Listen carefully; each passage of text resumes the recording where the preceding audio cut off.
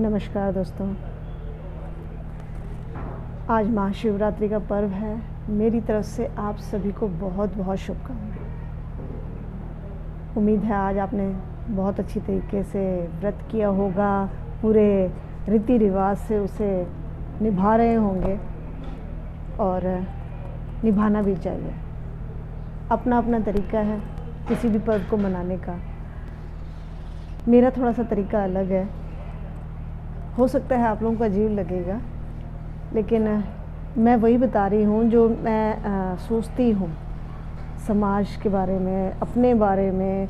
मेरी जो सोच है उसी को मैं व्यक्त कर रही हूँ और मुझे लगता है कि इसी तरीके से बातचीत करने से और अपने बारे में थोड़ा बहुत बताने से शायद पारदर्शिता आएगी आपस में और आपको समझ में आएगा कि मैं क्या हूँ या मैं क्या सोचती हूँ।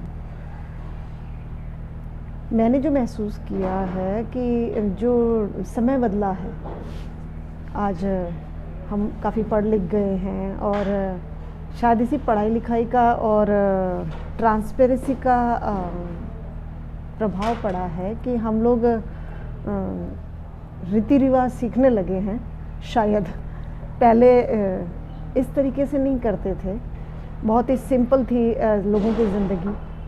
बड़े सिंपल तरीके से किसी भी व्रत को कर लेते थे लोग, निभा लेते थे और त्योहारों को भी बड़े सिंपल तरीके से कर लेते थे। और जो मेहनतकश लोग हैं उनकी ज़िंदगी में तो ज़्यादा कुछ करने के लिए समय ही नहीं था। लेकिन आज जैसे जैसे हम शिक्षित हुए हैं, या यूँ कह सकते हो कि हम लोगों के दूसरे जो लोग हैं उनके बहुत नज़दीक आए हैं, उनको समझा है, तो हमने उनसे कुछ ना कुछ सीखा है। और इस सीखने की जो प्रक्रिया जो रही, इसमें हमने पूजा पाठ सारा सीख लिया, किस त्यौहार को कैसे मनाना है या क्या रीति रिवाज हैं। लेकिन हम जो कुछ छोड़ रहे हैं पीछे, जो हमसे छूट रहा है, वो बड़ा इम्पॉर्टेंट है और उस पर हमारा किसी का ध्यान नहीं जा रहा। शायद आप समझे भी नहीं होंगे मैं क्या कहना चाह रही हूँ। मेरा मतलब था हमारे जो अपने जो आपस की फैमिली की जो ट्यूनिंग थी, जो क्लोजली निट फैमिलीज़ हुआ करती थी, उसमें कहीं ना कहीं गिरावट आ रही है। मैं ये सोचती हूँ कि हम जो त्यौहार मना रहे हैं या किसी पूजा पाठ को कर रहे हैं, भगवान कहीं ये नहीं कहता कि आप 2 घंटे लगाइए पूजा में या 5 घंटे लगाइए, लेकिन वो ये ज़रूर कहता है कि आप अपना कर्म कीजिए। और वो जो कर्म वाला जो टॉपिक है उस पे हम फोकस नहीं कर रहे। मैं देखती हूँ लोग इस भागा दौड़ आपाधापी में जो हमारी जो बेसिक जो जिम्मेदारियाँ, जो ड्यूटीज़ हैं सोसाइटी में, उनको हम भूल रहे हैं।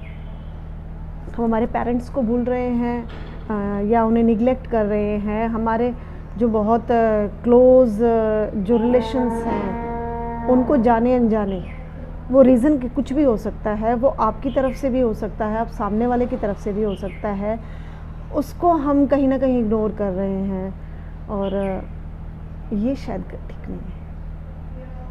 और सबसे ज़्यादा मुझे फील होता है जब हम हमारे पेरेंट्स, चाहे वो आपके अपने पेरेंट्स हैं या आपके इन-लॉज़ हैं, उनको इग्नोर कर रहे हैं। लोग भागा दौड़ में पेरेंट्स को छोड़ करके पूजा पाठ में लगे हुए हैं, लेकिन पेरेंट्स की जो बेसिक ज़रूरतें हैं, उनका खाना पीना, उनकी दवाइयाँ, उनकी कोई और ज़रूरतें हैं, उनको इग्नोर कर रहे हैं। हम उनको सेकेंडरी रख रहे हैं, लेकिन सेकेंडरी रखना नहीं चाहिए, ऐसा मुझे लगता है।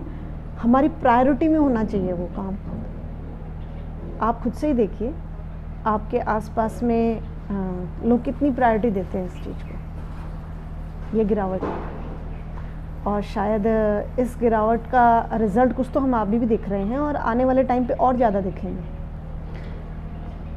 आप देखते हो कि अमेरिका वगैरह में सोसाइटीज़ में फैमिलीज़ के जो रिलेशंस हैं उनमें काफ़ी गिरावट है। बच्चे पेरेंट्स को नहीं समझते, पेरेंट्स बच्चों को नहीं समझते और ओल्ड एज में आते आते उन्हें जा कर के ओल्ड एज होम में छोड़ आते हैं या पेरेंट्स खुद चले जाते हैं।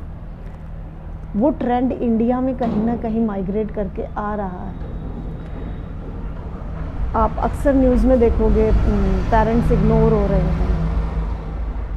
आप आप उनके फैमिलीज़ में जाकर के लेडीज़ से पूछिए या उनके बेटों से पूछिए, वो सोसाइटी में बहुत अच्छे एक मुकाम पे हैं और वेल टू डू होंगे, उनके बच्चे सोसाइटी में एक रिस्पेक्टफुल पोजीशन लिए हुए होंगे, लेकिन उनके घर में अगर आप उनको व्यक्तिगत तौर पे जानना चाहेंगे तो आप ये देखेंगे कि उनके पेरेंट्स की दुर्दशा बहुत ख़तरनाक है और वो चीज़ कहीं ना कहीं हर्ट करती है।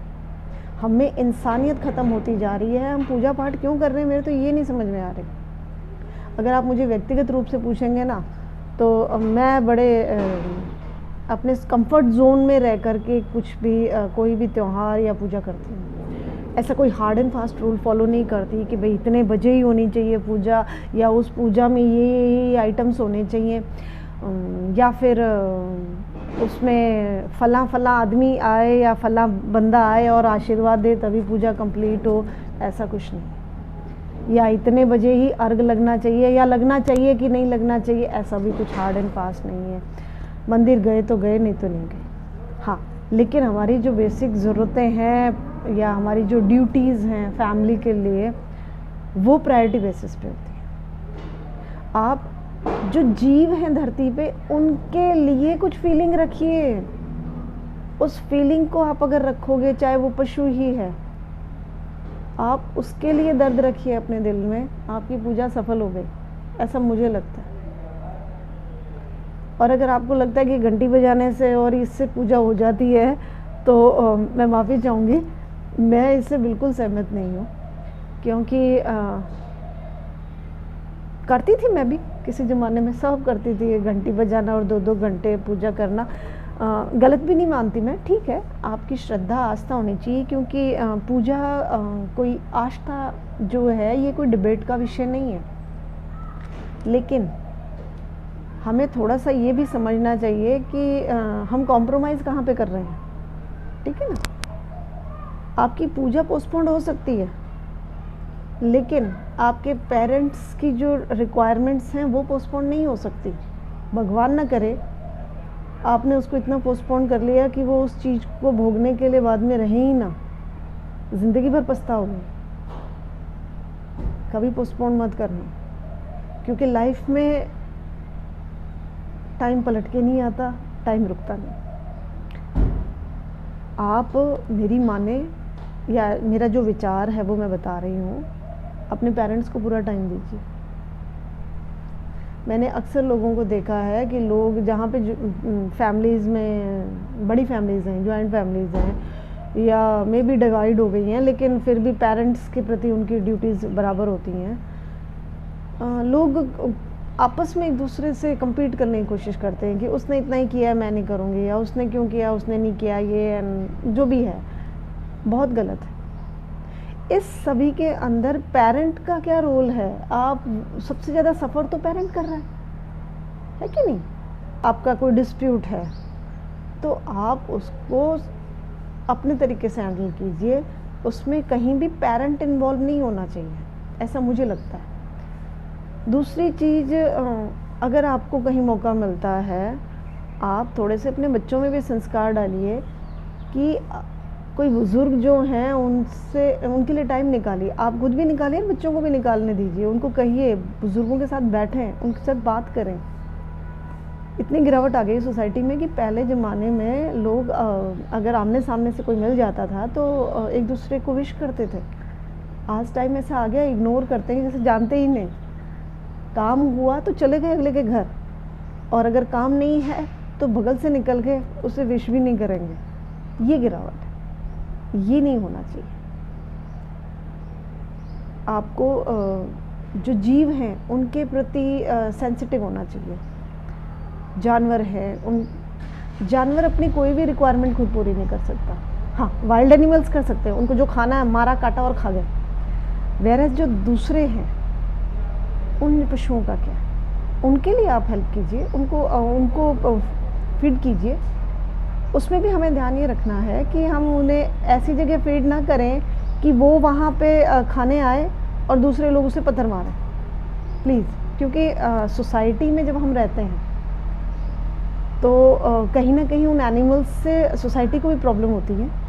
कहीं गंदगी हो गई है, कहीं कुछ भी हो, आप कोई एक पर्टिकुलर स्पॉट रखिए, क्योंकि उस जानवर को जब मारा जाएगा, कोई भी हिट करेगा, तो वो कहीं ना कहीं पाप हमारे ऊपर आ रहा है, क्योंकि उसे इनविटेशन तो हम दे के आए हैं कि आ जाओ जी खा लो, है ना। उसको सोसाइटी या लोग जहाँ रह रहे हैं उनसे दूर बाहर थोड़ा सा डिस्टेंस तो होना चाहिए ना हमारे और उनके बीच में भी, कि एक कॉमन मैन डिस्टर्ब ना हो, हिट ना करें वो किसी को, चाहे डर के मारे ही करते हो, है ना।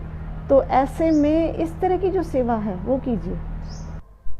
आप वेजिटेरियन बन जाइए, सेवा है यह भी, एक जीव के प्रति सेवा।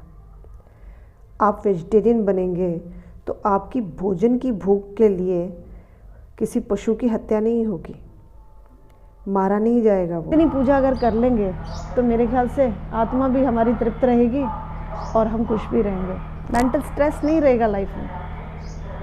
कोशिश कर। इन्हीं शब्दों के साथ आज का ये वीडियो मैं यहीं वाइंड अप करती हूँ, ख़त्म करती हूँ, आपसे इस उम्मीद के साथ में कि आपको ये वीडियो अच्छा लगा होगा। आप अपने कमेंट्स मुझे करके ज़रूर बताइएगा और अपने फ्रेंड्स के साथ में ज़रूर शेयर कीजिएगा। अगर सब्सक्राइब नहीं किया है तो ज़रूर से कर लीजिए। अब आज का ये वीडियो यहीं पे ख़त्म करती हूँ। नमस्कार।